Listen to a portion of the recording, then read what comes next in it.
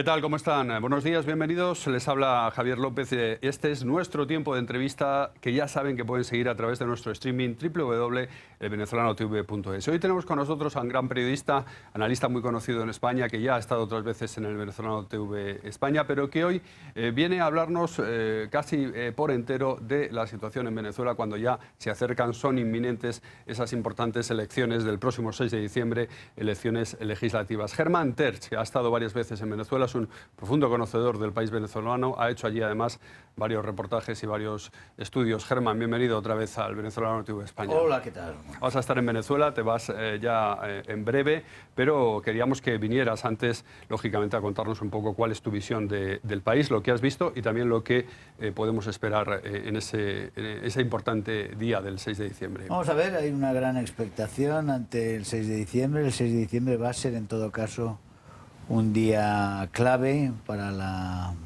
historia de Venezuela, para bien o para mal, pero desde luego lo va a ser porque por primera vez, de una forma rotunda, masiva, el desapego al régimen se va a marcar y va a ser inevitable que se marque en las urnas según todos los indicios. Hay encuestas, Germán, que vaticinan una victoria amplísima de los grupos que defienden una democratización del país. No me gusta decir oposición, porque realmente lo que pretenden es democratizar ese país que ya está casi de lleno metido en un régimen dictatorial, pero con una ventaja de hasta 35 puntos. ¿Tú eso lo ves factible a la hora de ir a votar al día siguiente del 6 de diciembre? Yo creo que no, yo creo que va a haber una serie de bueno, hay unas irregularidades inevitables que se han producido a priori, o sea, a priori se han producido en correcciones de distritos electorales, en modificaciones que se han hecho en interés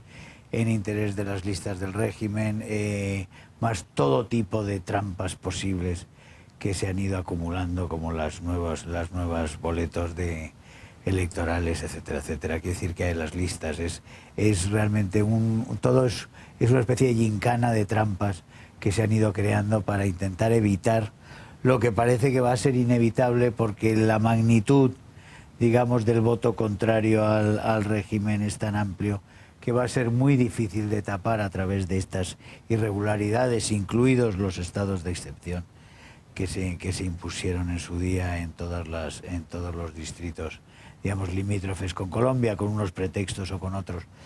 Va a ser muy difícil. Ahora la cosa es realmente si el régimen va a aceptar la derrota, en qué medida va a aceptar una derrota masiva, una derrota que pudiera realmente llevarle a unos procesos de revocación, también de revocación del presidente Maduro.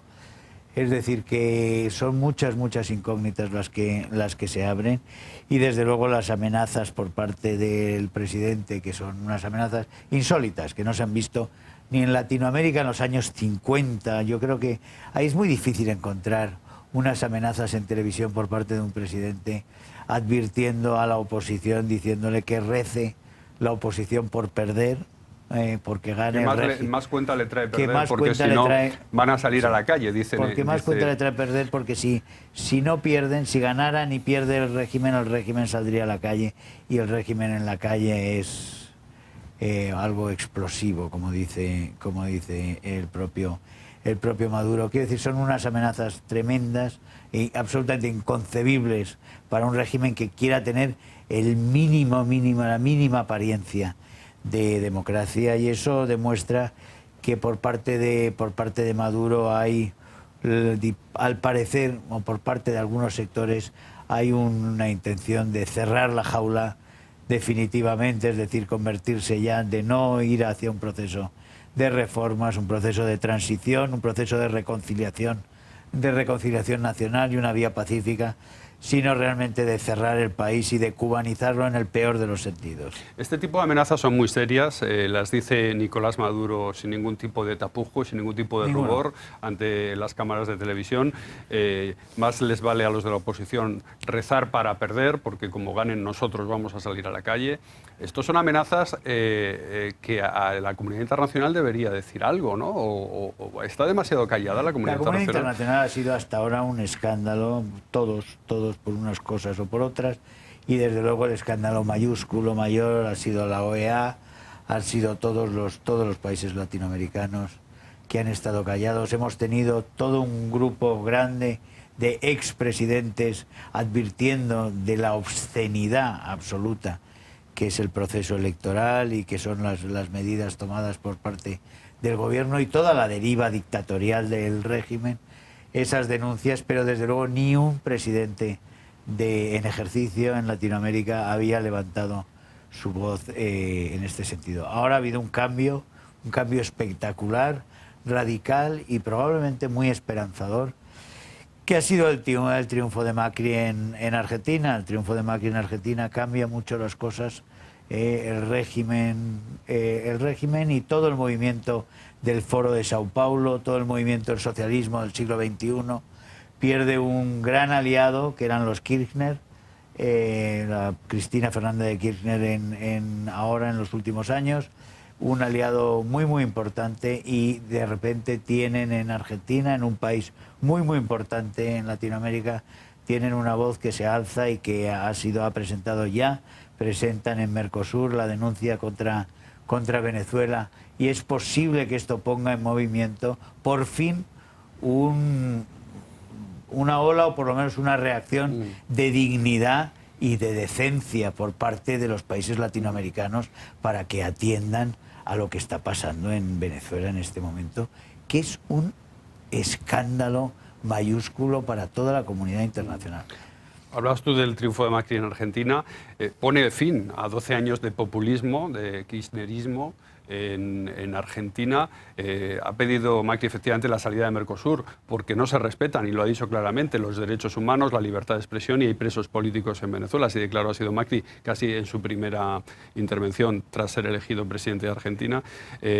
Puede haber, se están produciendo movimientos en Iberoamérica hacia otro tipo de composición política, que quede cada vez más aislado, digamos, el populismo, el polo populista en América Latina. El populismo izquierdista de todo esto que es como el Foro de Sao Paulo, que es el socialismo del siglo XXI, que ha vivido del carisma, de la dirección y de los petrodólares de Venezuela y del chavismo, y que ha extendido el chavismo con unas malas artes en unos sitios peores que en otras, pero que lo ha extendido por toda Latinoamérica y ha impedido muchos de los desarrollos en una década y media que realmente se han perdido para un desarrollo importante en un momento clave de la globalización, de unos retos en que todos los continentes están tomando muchísimas decisiones de modernización, y sin embargo el populismo ha impedido dar pasos en años capitales para el desarrollo.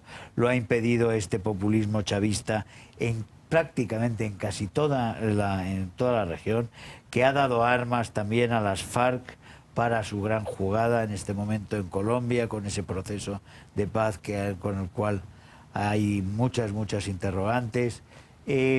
Han tenido todos estos años, han estado en expansión, han ido creciendo. En este momento parece que después de la caída del petróleo, después de la falta de, como están notando, falta de recursos, realmente se está desinflando porque el fracaso se hace evidente, el fracaso en el desarrollo nacional de todos los países que han sido tomados por esta corriente. Se nota que el fracaso está ahí, ya no se puede disimular el fracaso tapando comprando voluntades, subvencionando lealtades, etcétera, etcétera. Esto ya no funciona y entonces se nota el fracaso. Es posible que el toque de atención de Argentina, el despertar de Argentina, pueda realmente dar señales, y dar señales también a un gigante que está ahí, que es Brasil. Vamos a ver qué pasa también con Brasil, vamos a ver qué pasa con la región, pero desde luego hay que buscar una fórmula en que también el régimen de Venezuela pueda comprometerse y ver una salida pacífica como una salida viable. Desde luego está claro que muchos en el régimen empiezan a verse ellos, por toda la corrupción, por todas las infinitas implicaciones que tienen con un narcotráfico internacional que implica a Estados Unidos. Muchos de ellos se ven con cara de Noriega, por decirlo de alguna forma, se ven cumpliendo penas en Estados Unidos y por eso son capaces realmente de llevar a su país a la guerra civil con tal de no asumir responsabilidades penales por su enriquecimiento tremendo con el narcotráfico, con el comercio, en fin, con tantas otras cosas, ilegalidades que se están produciendo en este momento y que han generado esas fortunas inmensas en el expolio sistemático del pueblo venezolano. Estás haciendo referencia, me imagino, estás pensando en el capítulo bochornoso de la captura de 2 personas del entorno familiar del propio Nicolás Maduro en Haití por parte de agentes de la DEA norteamericana con un alijo de cocaína y además con pasaporte diplomático. Es un capítulo bochornoso, otro más de los que ocurren en Venezuela, que tampoco ha levantado una gran polvareda internacional, ¿no? Porque esto en cualquier país hubiera acabado con la presidencia del gobierno.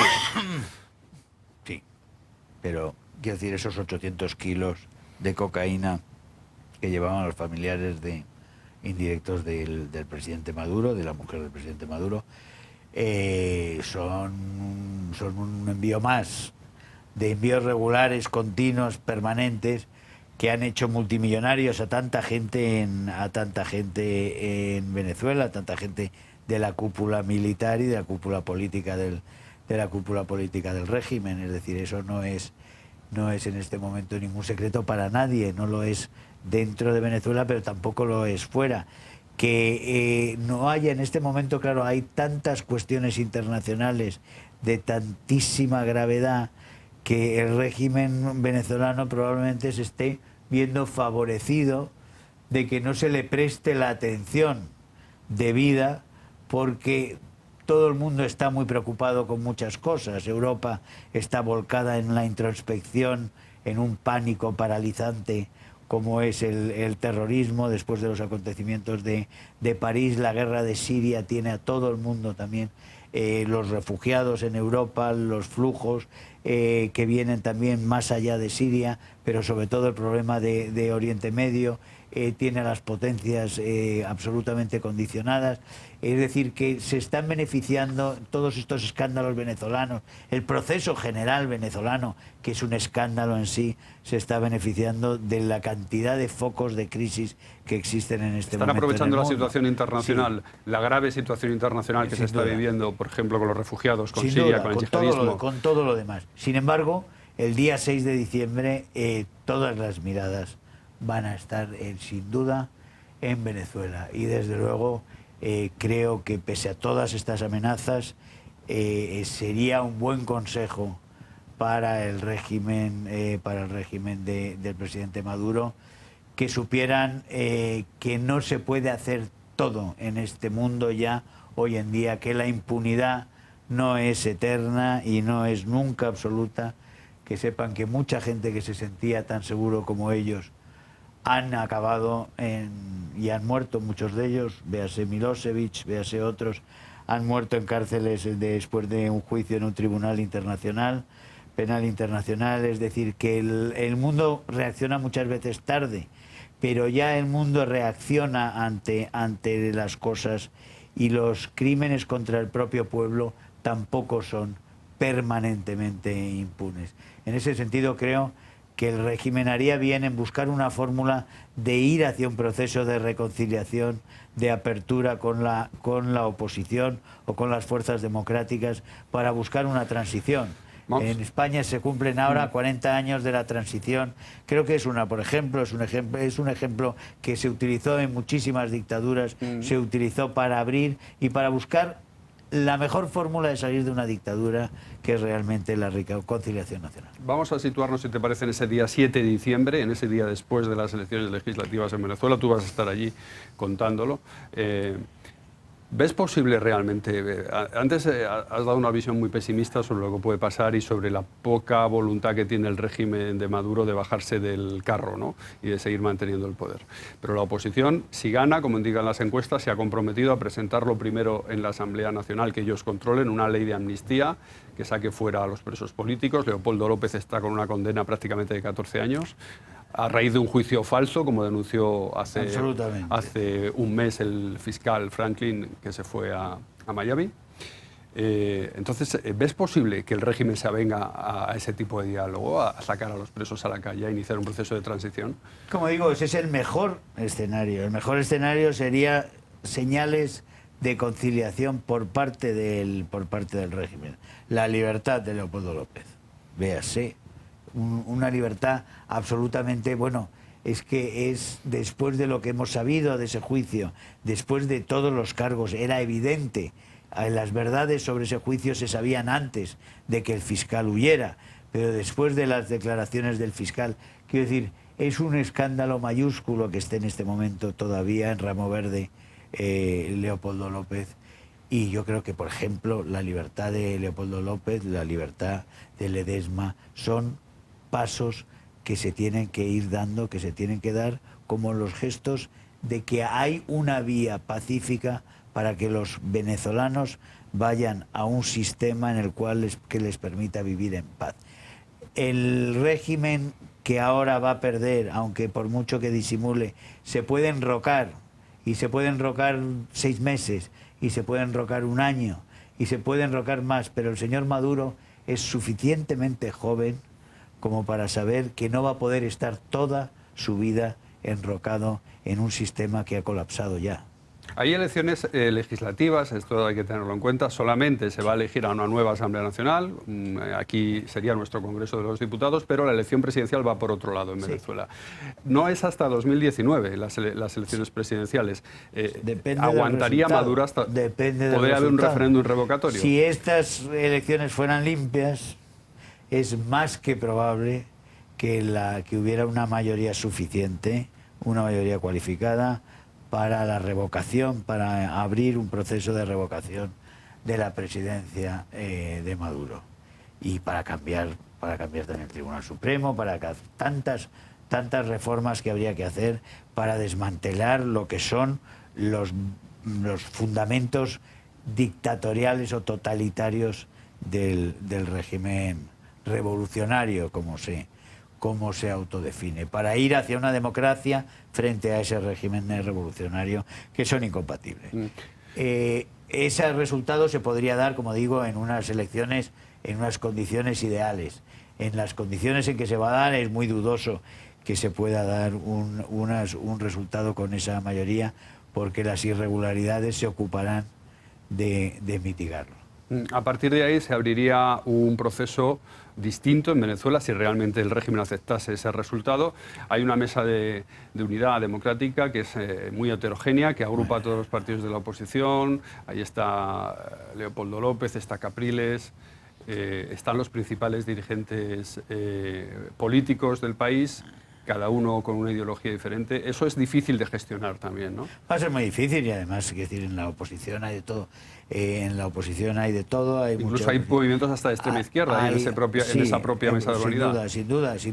Y sin duda también hay voluntades compradas, etcétera, etcétera. Si la corrupción ha entrado en todas partes en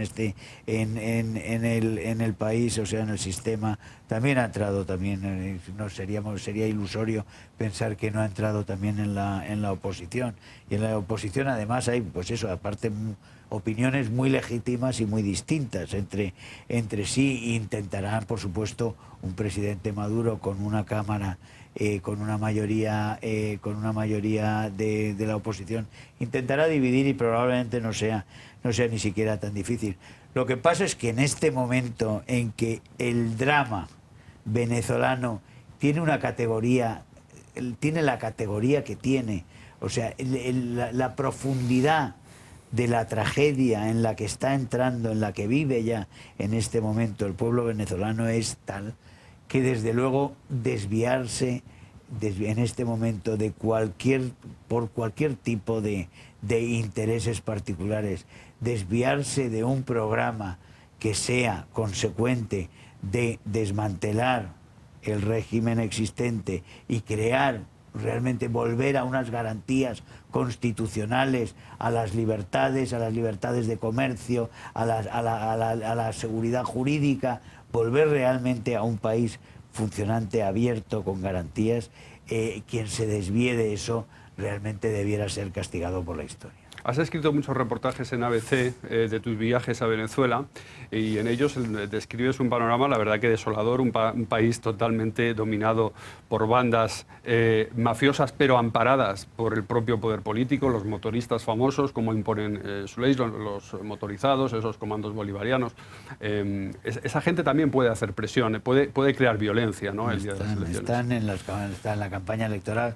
Las agresiones son permanentes, ¿no? Están saliendo grupos que salen supuestamente a hacer campaña electoral y llevan metralladoras y pasamontañas, ¿no? Es decir, frente a ellos lo que hay es una oposición con un enorme coraje que está teniendo. Ese coraje que probablemente cuando llegó el régimen faltó coraje para hacer frente, o faltó perspectiva histórica para ver la trampa en la cual caía Venezuela. En este momento hay mucha gente en Venezuela que está demostrando un inmenso coraje y sin metralladoras, sin pasamontañas, sin caretas, está saliendo, dando la cara y está haciendo un sacrificio personal y con un riesgo inmenso por el bien de ese país, de ese maltratado pueblo en este momento. ¿Cómo ves el panorama, cómo lo has visto cuando has estado allí, el panorama de los medios de comunicación en Venezuela? Son medios, la gente, por ejemplo, no se entera demasiado. La gente que solamente ve la televisión, que no se conecta a Internet, que no sigue las redes sociales, no se entera de cuestiones como, por ejemplo, la detención de estas dos personas del entorno familiar de Maduro y de su esposa. Claro, es que se ha ido liquidando. No lo primero que se liquidó se han ido liquidando los medios libres, se han ido estrangulando los medios. Nosotros tenemos aquí un par de alumnos de Chávez en cuanto a la liquidación de medios. ¿Cuántas declaraciones ha hecho Pablo Iglesias que ahora se arrepiente de haberlas hecho y no le gusta que se las recuerden? De que los únicos medios que deben existir son los medios públicos, porque los medios privados son todos manipuladores. La liquidación de los medios, de la libertad de medios, es una de las prioridades que en Venezuela ha avanzado de una forma subrepticia al principio, después muy contundente, y se ha logrado. Y muchas de las televisiones que estuvieron jaleando al movimiento bolivariano y al populismo ese, porque creyeron, como en España hay una serie de televisiones volcadas en la extrema izquierda, ayudando a la extrema izquierda, agitando contra las instituciones y en favor de la extrema izquierda, lo hicieron también, empresas privadas me refiero, lo hicieron también en Venezuela, y tiempo han tenido de arrepentirse después, porque muchas de ellas han sido expropiadas, castigadas y perseguidas después también ellas, ¿no? Es decir, que hay que ser conscientes de que las dictaduras lo primero que persiguen es la libertad de expresión, son las voces libres, es a la gente que no tiene miedo. Y eso siempre ha sido así y siempre será así. Y sigue habiendo gente en este momento ahí en Venezuela, unas voces muy valientes, que todos los días se alzan y todos los días hablan a los venezolanos en condiciones, como digo, muy difíciles, bajo amenazas, pero que siguen luchando porque pronto tengamos otra vez en Venezuela una libertad de prensa como corresponde a los derechos que tiene todo pueblo soberano. En cualquier caso, ese 6 de diciembre, ya para terminar, Germán, es el punto de inflexión. Ahí puede haber, aunque el régimen se oponga, pero desde luego no es igual que gane a que no gane, la oposición, puede haber una salida a esa negrura en la que está metida Venezuela, o puede ser ya realmente la debacle y puede ser ya convertirse de pleno derecho, por así decirlo, en un país totalmente dictatorial, ¿no? Esa es la importancia del 6 de diciembre. 6 de diciembre, sí. El 6 de diciembre veremos si realmente hay sentido común por parte del poder, si responde a las inquietudes de la población, que por mucho que intente impedirlo, se van a manifestar, se van a ver en estas elecciones, y si se viene a buscar un proceso de reconciliación, de retorno a la razón, y si no, realmente si se quiere convertir en un absoluto paria internacional, que tarde o temprano, por mucho que cierre la jaula ahora y que tenga las esperanzas de ser la Cuba, de proseguir y de ser tan longevo como Castro, se le puede asegurar que en los tiempos que corren el ejemplo de Castro no le va a servir a Maduro, Maduro no va a gobernar 50 años en una Venezuela absolutamente cerrada y dictatorial. Eso va a ser imposible en estos tiempos. El señor Maduro tiene que aceptar o que va a una transición pacífica o que tarde o temprano pagará por haberla impedido. Pues Germán, es muy interesante. Muchas gracias por estar otra vez con nosotros en el Venezolano TV España y Encantado. suerte en ese nuevo viaje a Venezuela. Muchas gracias. Hasta otra. Adiós. Esta ha sido la charla con Germán Terch de cara a esa importante cita electoral en Venezuela. El próximo 6 de diciembre, sus comentarios, su análisis y su visión de lo que está ocurriendo en el país. No se vayan porque tenemos más cosas. Ahora llegan las noticias. Hasta ahora.